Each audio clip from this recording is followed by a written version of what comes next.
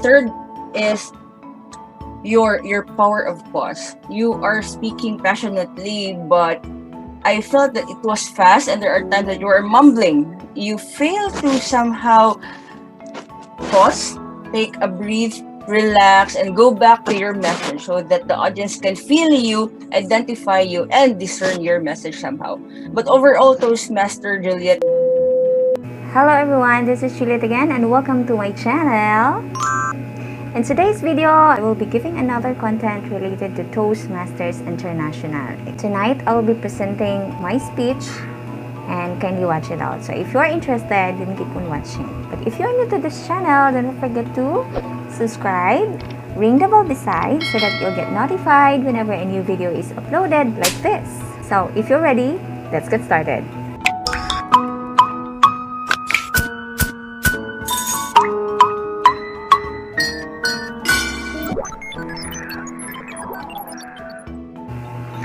Thank you, Toastmaster Kathy. I'm learning a lot about positive discipline and Proverbs and physics. Alright, let us now proceed to our next speaker. This is her speech number 4, using innovative planning. This will be evaluated by Toastmaster Z Porno, dynamic leadership, motivational strategy, advanced communicator gold, and advanced leadership bronze. The title of her speech is Test of Patience. Let us all welcome Toastmaster Juliet. 2020 has been my year of ups and downs. But don't worry, because I won't be bombarding you with negativities that I have gained this year. It would be more on the winning moments after being knocked down. I started up this year with full of hopes while trying to open up another chapters in my life. But because of the pandemic, almost everything crashed into pieces.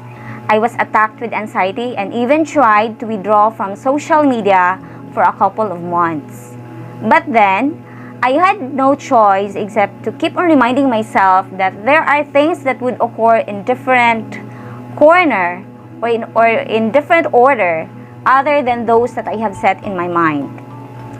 And because of that self-reminder, I was trying to overcome my anxieties. At first, I was learning to love Korean drama, for I thought that it could alleviate the emotional and mental burdens that I had. But hey, the heavy feelings inside of me became heavier, and the eye bags due to the overnight viewing of non-stop episodes were, I guess, the heaviest ever.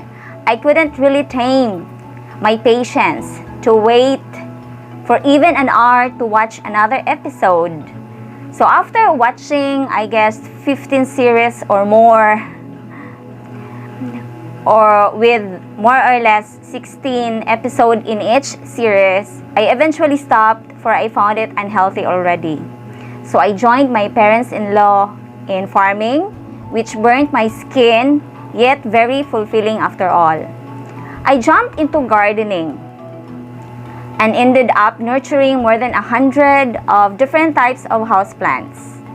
Because of my patience in taking care of my precious plants, my mama, or my biological mother, already earned from selling from those of propagated ones. That's my way of giving gratuity to my mother for taking care of my children when I'm at work. On the other side, when back to school days came and everything went virtual, I had so much struggles in dealing with poor connection and defective gadgets. And don't you know that these problems turned me into a vlogger, or shall I say a new YouTuber? It all started when my phone was overly laden with video files and photos with my kids. While sharing my side to my students, some of them taught me a lot of things, like opening YouTube channel and dump all the saved videos in there.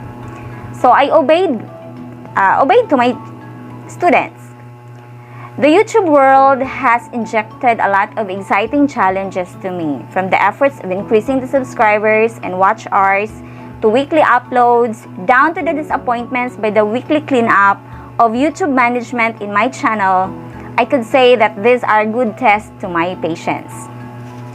There was even time when one of my videos was taken down by YouTube, and when the management informed me through email that they removed my content, which featured my kids, because of the detected violation to their community guidelines, I resorted to deep reflection before taking action. After 12 hours of meditation and composing myself, I finally got the courage to submit an appeal and drafted appropriate words just to win their side to reinstate the deleted video. Luckily, they responded to it immediately and granted my request. Anyway, why do I narrate all this? It is simply to remind all of us that everything in life takes time. We need to pause, to ponder deeply for the right moves to do next, and we have to savor every disappointing occurrence. For sure, it is just a test of patience. Toastmaster of the evening, thank you. Thank you, Toastmaster Juliet. All right, that ends our 3 speakers for tonight. So, do we have a relaxation portion, Ma'am Daph? In 3, 2, 1. I would now like to call the next speech evaluator, Toastmaster Z. Thank you very much, Toastmaster Kenley, and good evening, fellow Toastmasters from Bohol Toastmasters Club. Good evening, Toastmaster Juliet. What I love about your speech tonight is that it was delivered in a manner that it came straight from your heart. The content of the message was somehow powerful for me as I find the passion from you as a speaker. You are good in your gesture somehow, and at the same time, you are also trying to connect and convey the message through the audience emotion. If I may suggest, Toastmaster Juliet, some areas to improve on your next project, that is on your objectives. From the very beginning, I was looking of those objectives, since as an evaluator, it is important for me to somehow base my evaluation on the objectives of your project. But somehow, I failed to see what these objectives are.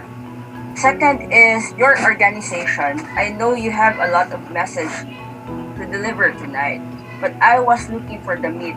What do you really want your audience to remember you?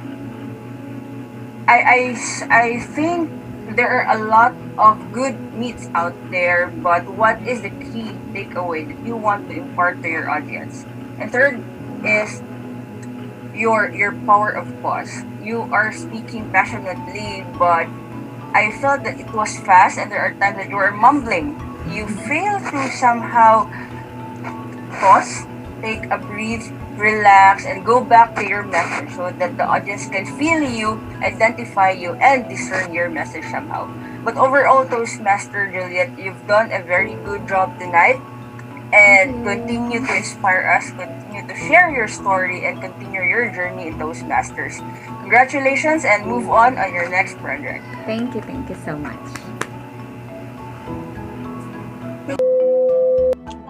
Now I'd like to call on the word of the night, Toastmaster Juliet. Very smiling, very charismatic. I like that you were able to make us guess, even though I'm not shown on the camera a few hours back, but I like that you were able to have us guess the word. That make me think what the guess is all about. I thought it's more like gift giving, or it's more like repentance or forgiveness, Toastmaster Gia, because it's Christmas, so you might want to consider forgiving someone who broke your heart once. And it's a word that is simple, but it's not used most of the time. So gratitude. If there is one suggestion we would like to impart to you, is that if the word of the word origin or the etymology is available, you might want to consider adding that when you take on the role, because gratuity is a simple word but not commonly used. And I wanted to know, as an evaluator or as a member or as an audience, when the word was first used. Was it in the year when Gia was born, 1960s, 1870s? So I wanted to know more about the word origin. And of course, I commend you because you're able to provide examples, the antonyms, and call for volunteers. So good job on that, Toastmaster Juliet. Hello again, everyone. So that's all for this video, and I hope that you learned from it. So thank you for watching, and Bye. Bye. Bye. Bye. See ya. See you guys later.